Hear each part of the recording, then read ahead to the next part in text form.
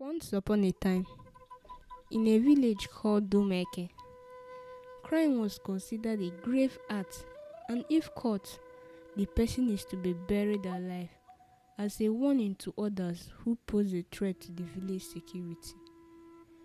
Anyone caught was brought to the shrine and made to swear an oath.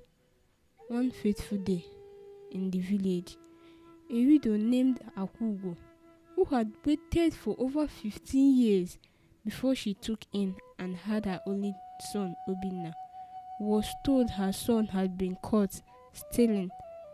This broke her heart as she wept bitterly, knowing how long she stayed childless.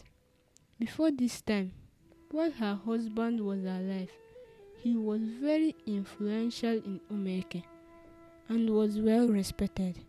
One fateful day, the husband went to the farm and never came back, and it was rumored that her husband was killed by a wild animal, as only his blood-stained clothes were brought back to her. Because of this tragic news, while she was still pregnant, she went into sudden labor immediately, thereby giving birth prematurely to her son, Obinna. The birth of the new baby was met with some unfair superstitious allegations from the villagers, as most people gossiped that Akugo's baby was a bad omen, which caused the death of her husband. Even though Akugo's family was once highly respected and had generously supported the community, the villagers, especially through the influence of Nneka, her late husband's brother wife, worked tirelessly to turn the villagers against Akugo and her son Obinna. Nneka had many children, 5 girls and 1 boy named Chike. All her children took after their mother's wickedness and were ruthless. Chike often bullied Obinna because he was older than him. He was always instigated by his mother, Nneka, to cause harm to Obinna. For this reason, Akugo restricted every movement of her son to help shield him from harm, as Obinna was like the apple of her eyes.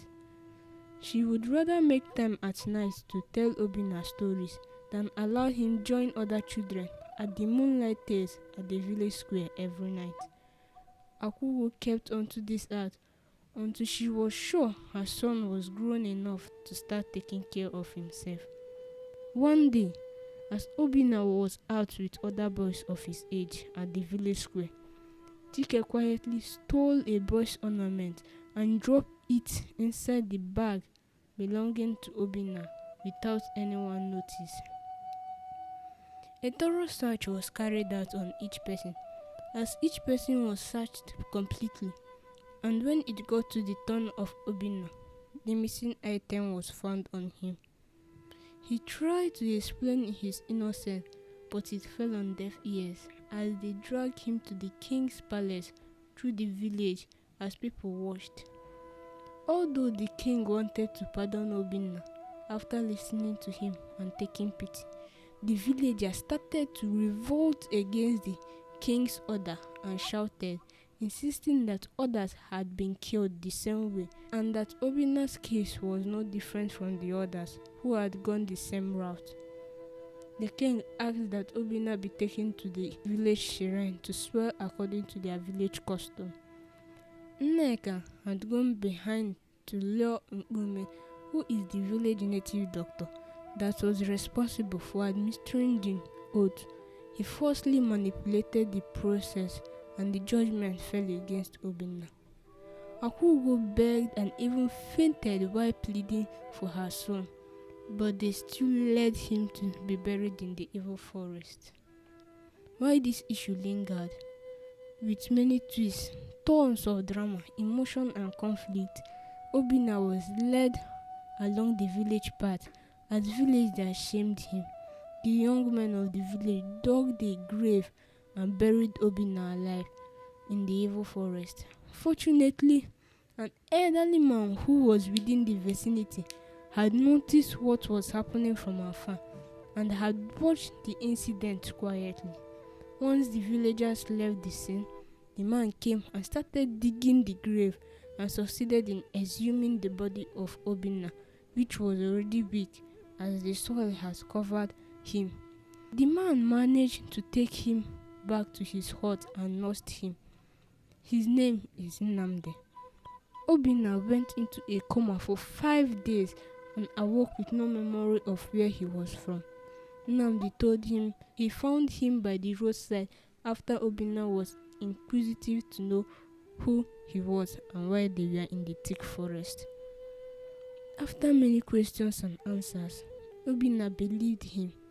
Nnamdi explained that he had been rescued by an old man after a similar accident and decided to help others in the same situation. In the village, the king's only child, Princess Adeze, went missing in the forest while exploring the beauty of the village with some of her palace maidens. The king sent out search parties and even went ahead to promise that whoever found her and brought her back alive would become her husband and stand the chance of being the next king, as he had no son. The news went around the village about the sudden disappearance of the princess and the king's promise. Greed motivated Nneka's son, Chike, to join the search party without his parents' knowledge. However, the search party encountered wild beasts and many men, including Chike, were killed along the way. One day, while Obinna was hunting, he noticed strange movement but lost sight of it. This movement was Princess Adeze.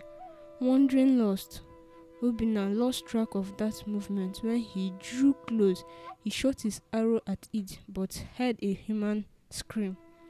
He rushed forward to see a young girl bleeding from the shot. He was sorry for his action and decided to rush her to their hut and nursed her to health. When Adeze woke up, they inquired from her what could have brought her into the forest, which was presumed evil. She explained to them that she lost her way while walking around the village forest, and while she gave them the account, she kept the identity hidden from them as she still doesn't trust them that well, while pondering on what could have made them live in such a horrible evil forest where no one is ever seen aside. As days went by, the king's health declined due to the loss of his daughter, and another search party was sent out. One morning, Obinna decided to help Adobe reunite her people and followed her all through the rough paths of the evil forest to give her security. After walking for days, they encountered some women who guided them towards the village. As they approached, some men recognized the princess and rushed to announce her return to the king. The community celebrated, but they were surprised to see the princess and an unrecognized boy. They didn't recognize him as his stature and look had changed a lot, and even Obinna couldn't recognize anyone because he had been assumed dead by the villagers. Obinna, realizing he had been with the princess, felt betrayed by her hidden identity. He insisted on going back to the forest, but at that point, the king arrived at the scene to receive his princess and then pleaded with Obinna to come into his palace. Out of excitement, the king pleads with Obinna to stay and also asks him to make a wish. Obinna, sensing they are very insistent on him staying back, tells them that he left his father in the evil forest and would love to have him brought back. At the king's order, the palace guard in the company of Obinna traveled back to the forest to get Nnamdi. When they arrived at Nnamdi's hut, they found him ill and brought him back to the village. The elderly men of the village barely recognized Nnamdi. A man named Bekee, Nnamdi's best friend, recognized him, but he wanted to be sure before making it public, instantly rushed to Akugo's house, asking her to come along. Hesitant at first, Akugo eventually arrived, and when she drew close, she could see her dead husband in flesh and in blood. Out of shock, she screamed and fainted upon seeing Nnamdi. Upon awakening, Akugo realized she was not dreaming. Nnamdi was shocked to learn that he had returned to his village and that Akugo, who had fainted, was his pregnant wife. When Nnamdi asked to see his family, they told him his son was dead without revealing the truth about his false accusation and burial. Nnamdi wept bitterly and the whole village was in tears. Even the king apologized for the ill treatment towards Nnamdi's family. He later narrated the story of how he was rescued after he was stabbed and buried in a shallow grave by his brother Oji, who is also the husband of Nneka, while they were at the farm that fateful day.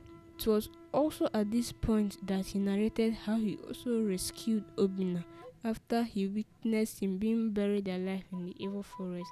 On hearing this story, Obinna was angry that Nnamdi had hidden this information from him all these years and did not find it worthy to let him know about his true identity. Nnamdi explained to him that the reason he hid a secret was that he knew that if he had told Obinna, his heart would have been filled with hate and that he would have sought for revenge. So, sensing that both had the same fate as people who have been dealt with unjustly, he thought it right to avert any further damage by not telling him. At this point, it dawned on everyone that Obinna is the son of Nnamdi, who was presumed buried by the villagers, and Obinna also got to know Nnamdi is his biological father. The news spread around the whole village like a wildfire. The atmosphere was so emotional as Akugo hugged both her son and her husband, and everyone in the village was filled with excitement for this miracle of uniting Akugo's family. It was at this point the villagers got to know that all the young men sent to search for the lost princess were all dead, and no one survived the incident, as they had been killed by wild animals in the evil forest. The native doctor, on hearing about the recent event in the village, banished himself from the village because he couldn't stand the shame of being disgraced. Nneka's husband Oje, learning of his son's death and Akugo's family's reunion, committed suicide, and Nneka had a heart attack, immediately died instantly. The villagers were excited to hear the whole story and its twist. The king asked Obinna to make a demand of anything he wished, even 1/3 of his kingdom. Obinna said he needed nothing from the king, as reuniting with his family was enough. The king then declared that Obinna would marry the princess and inherit the throne after his death, as he had promised when he sent out search party for his lost princess. He also gave Nnamdi, Obinna's father, the highest chieftaincy title in the land, which is synonymous with a title second to the king. The villagers organized a grand festival to celebrate Akugo's family reunion, and the story of her family remained a remarkable event in Umeke.